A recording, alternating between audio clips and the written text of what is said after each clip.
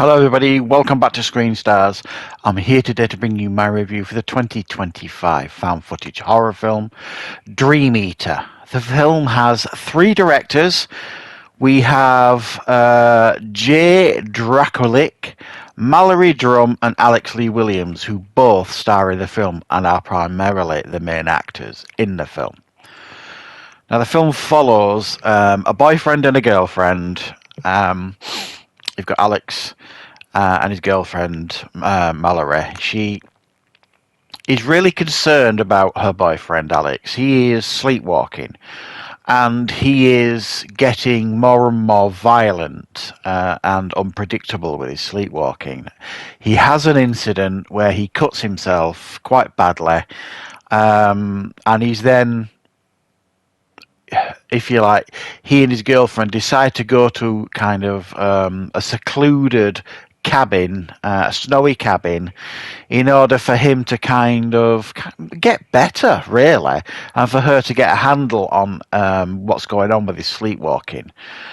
She has been instructed by the doctors to record everything, to record his sleepwalking, and make notes and report back. However, while at the cabin, it gets even worse, and his sleepwalking gets more and more violent, more and more dangerous, more and more terrifying as the nights go on. And the more she discovers about Alex and his past, the more fearful she becomes for her life. Right. What are my thoughts on Dream Eater? Well, I've been really looking forward to this film. I have heard a lot about this film for months and months and months. Saw a trailer for it months ago and I thought it looked absolutely terrifying. You know, some of the found footage groups that I follow, you know, some of the reports I'd seen on there saying it's really good, it's really scary, and some of the early screenings and at festivals, that kind of stuff, were all kind of very positive. So you know, you get a vibe sometimes for a film, and I knew that this kind of was going to probably to be a found footage film for me in the stylings and everything. And to be honest, I was right. I thought this was excellent. Really, really brilliantly made.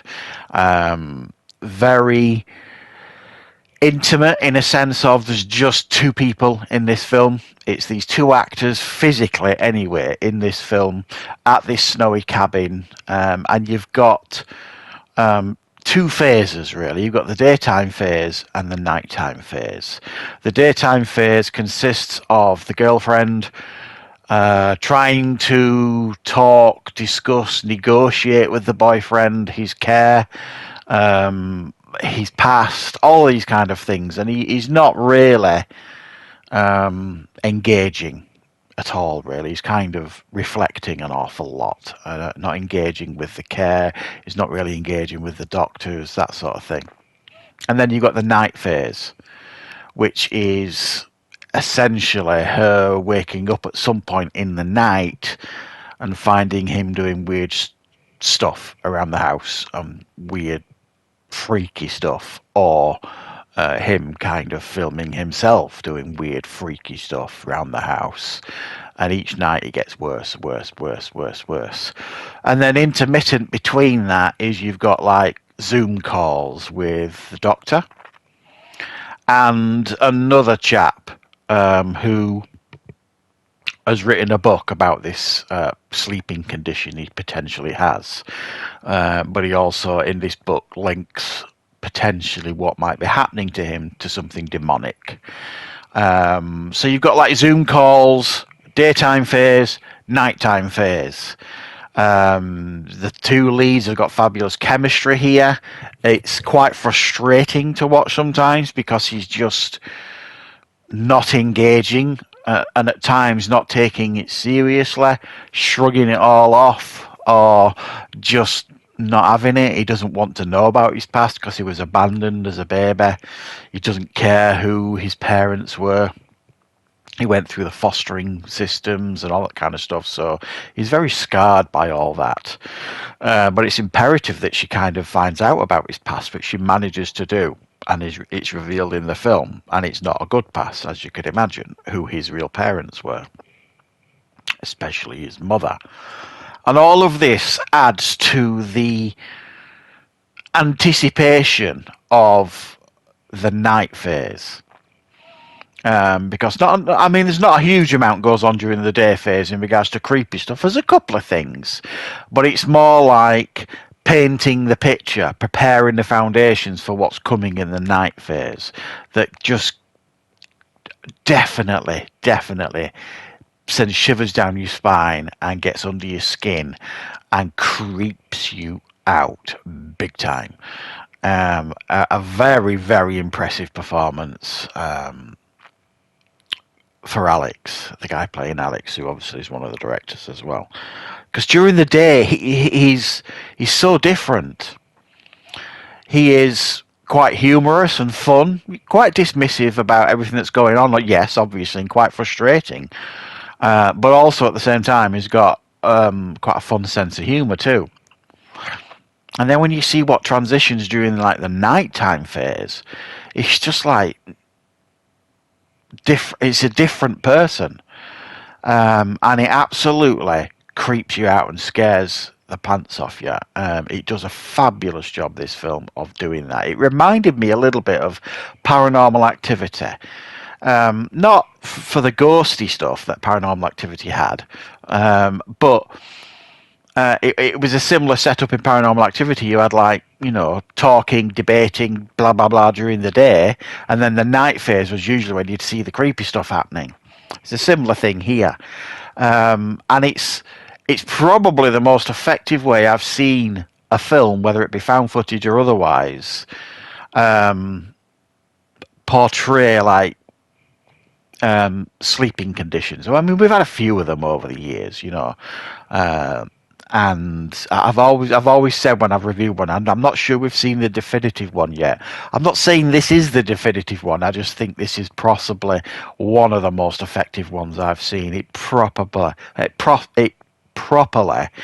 freaked me out at times, this film, and the end phase of the film is very, very frightening at times. It does everything it's supposed to do in regards to found footage, ticks all the boxes that I look for in a found footage film.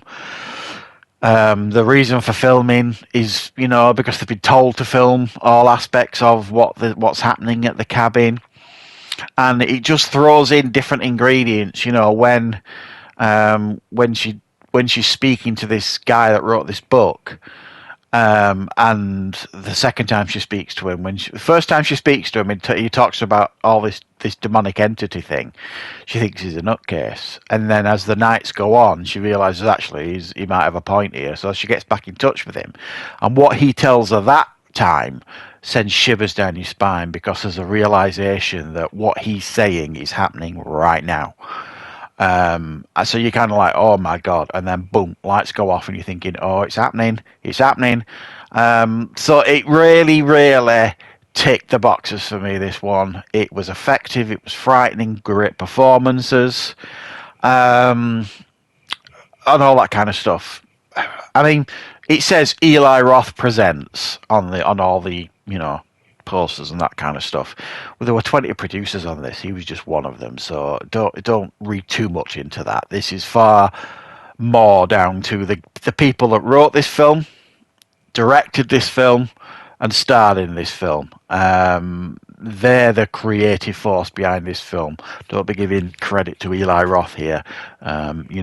He's probably helped promote the film, that kind of stuff, but these guys are the creative forces behind this, and they deserve a lot of credit for what has been one of my favourite found footage films I've watched, certainly this year, and it's one that I strongly recommend if you like found footage films. I don't understand some of the poor reviews I've seen on IMDb and other places like that. I'm kind of like, what are you playing at? This is a very, very good found footage film, and it did the job for me. So check out Dream Eater if you like found footage, and I will, of course, be back with plenty more content on the channel very, very soon.